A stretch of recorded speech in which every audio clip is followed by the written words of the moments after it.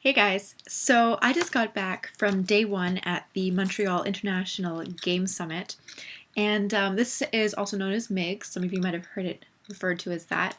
It's basically a giant conference where game developers and game development companies from all over the world, Canada, North America, even international companies come to Montreal. It was the first day. I've never been there before. It was a fantastic experience, and I thought I would share some of the highlights with you because I've been geeking out all day about all the amazing games and game companies that were there.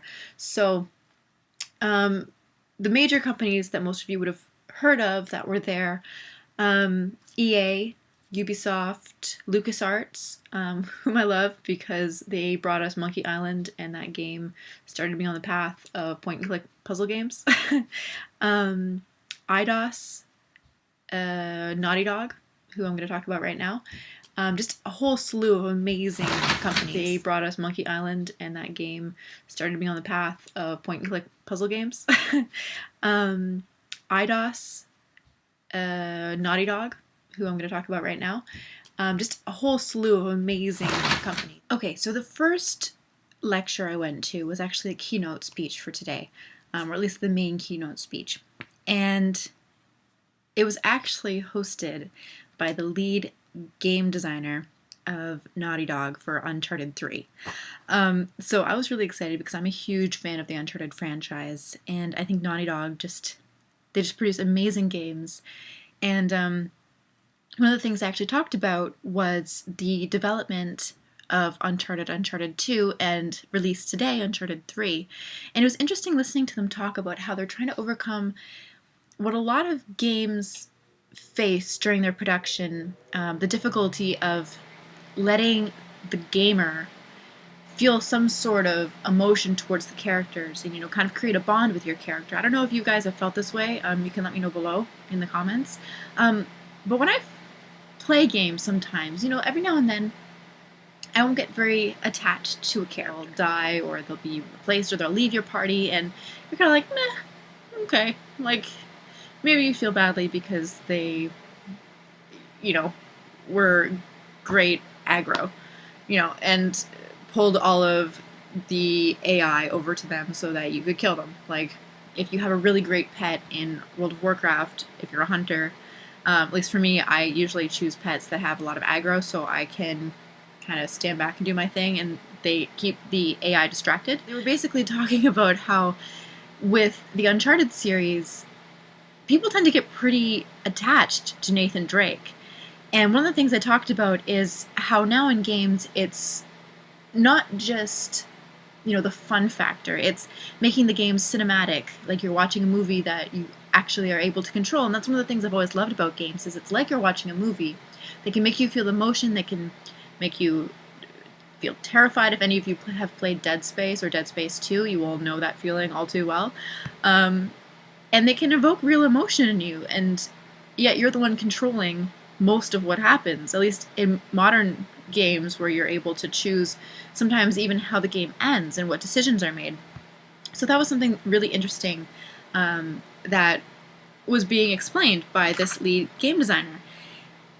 And so I'm not going to go into too many specifics because I might bore you to death. If this is something you find really interesting, let me know, and I can make a specific video about everything they talked about. I took lots of notes.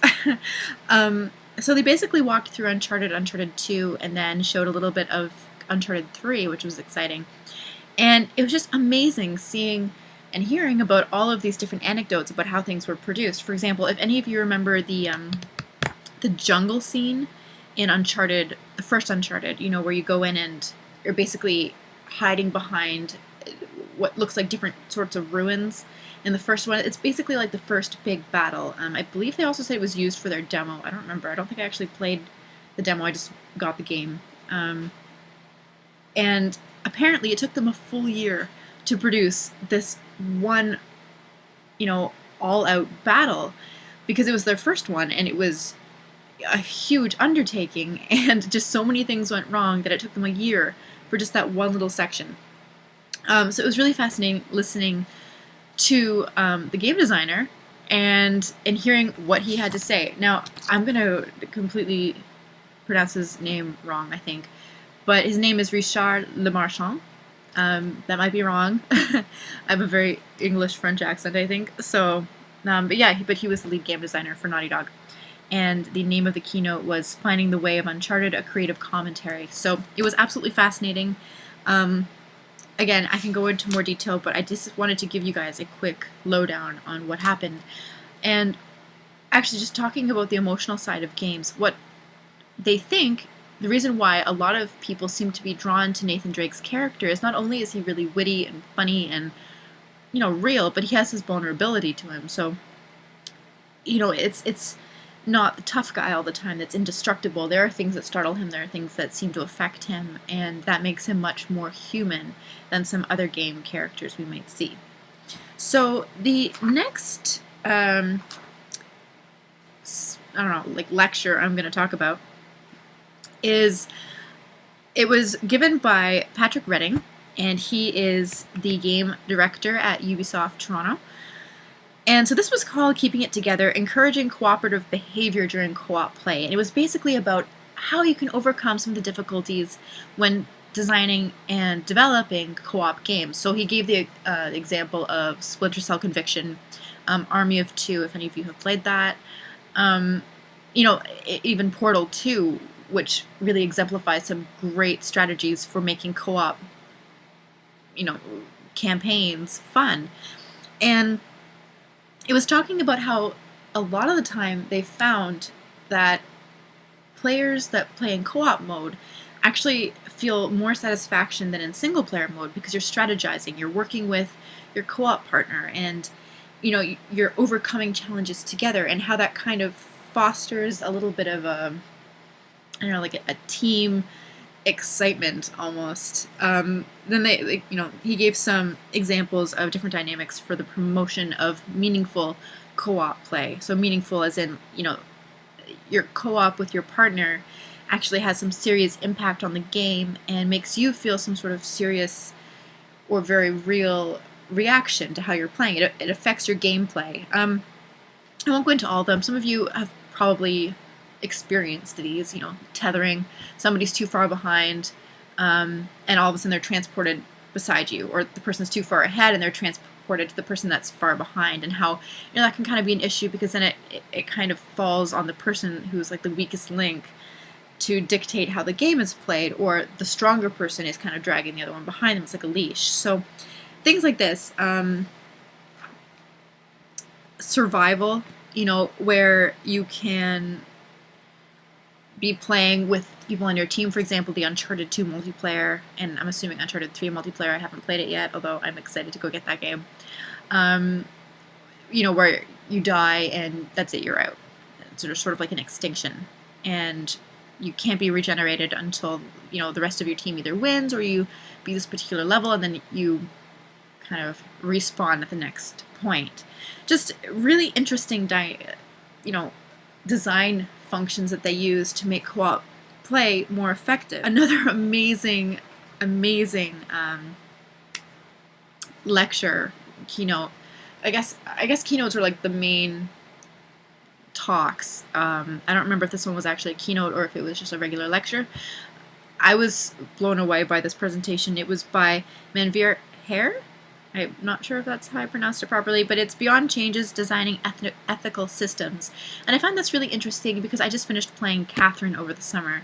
I don't really have a lot of time to play a ton of games, so I haven't really beaten any games since Catherine in the summer, which is, I know, really sad, but with work and then full-time school, the only games I'm really playing are like when I'm designing my own, or every now and then when I take a little break to play something. So Catherine, I found, if you saw my review, I got like the worst ending. I was so annoyed. So this lecture was talking about having game players, gamers, make ethical decisions within a particular game. So Catherine, for example, has you choose how you interact with your girlfriend, and then that, of course, affects the storyline, much to my dismay, because mine sucked. Okay, I'm done. I won't keep going on about this. But, so we talked about how, maybe you don't agree with this, you can let me know below, because I found this really fascinating. When you think about the game Catherine, there's a bar, like a status bar, kind of like your karma, which either leads you towards being bad or good. Bad or good. You know, cheating on your girlfriend, being a little bit of a sleazeball, or, you know, being a really good guy who's trying to make things work with his longtime girlfriend. You know, it's very obvious when you make a decision and the bar goes dum and takes you to one side of the spectrum. It's really obvious that you've made some sort of moral decision. But what he was presenting is, you know, when players see that, you're not really making a conscious, I mean, you're making a conscious choice, but you're aware of that choice. And what we should be doing, if we're going to try to use ethical, you know, and moral questions for gamers to see how they respond, it should be completely organic. So you shouldn't be aware of the fact, or at least not as aware of the fact, that you're making these decisions. It should be something where you're in a situation and you make these decisions as if you were making them in your own life, or, you know, a little bit more subconsciously. And I found that really fascinating. He gave an example from Fallout 3 that I don't know if I want to go into because it might give some of it away, but it was basically he did something, was able to solve a problem, and then found out that his solution, you know, a few hours of gameplay later had been completely destroyed because of a set of characters. And he went back and he was just so pissed off and couldn't believe it. And it made him so angry. And it wasn't necessarily, you know, a conscious decision. It wasn't like an ethical decision that he said, okay, you know, I'm going to do this, and I'm aware that I'm doing this, and this will lead to this particular outcome. It was like he did something because this is how he wanted to solve this particular problem. And then in the end, it had a completely different outcome than you would expect. And it made him so angry because he had found the solution and was proud of it. So it's that kind of not necessarily recognizing your intent initially as a player, and just seeing how the decisions you make affect the game. The other example, this particular lecturer, speaker, is actually on the Mass Effect 3 team. And so he was talking about how in the earlier Mass Effects, even though he hadn't worked on them, with Mass Effect, you have this choice of running, you know, just to save your character, essentially, or staying with another character to prevent them being killed. And you're never presented with an implicit choice. Like, the computer is, or the AI character is saying, go, go, go. And you don't necessarily realize that you have another option. And then this leads to a different ending in the game, or at least different series of events.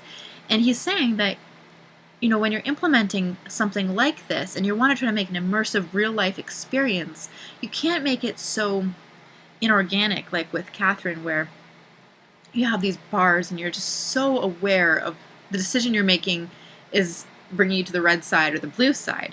So I found that really fascinating, talking about how ethically charged games can be presented in a way where it mirrors real life. He gave a great example of The Sims, and how if you tweak The Sims a little bit to, you know, factor in some sort of economic recession, and how that leads to having to steal from surrounding families to be able to pay your bills, and then how that leads to like a never-ending cycle of constantly stealing just to be able to afford things because you can't get a job after you've been arrested for stealing. And it was just, you know, the cycle that you come into. It's not necessarily an implicit choice. You're not being told by the computer, you know, if you do this, you're evil. If you do that, you get a different ending because you're the good guy.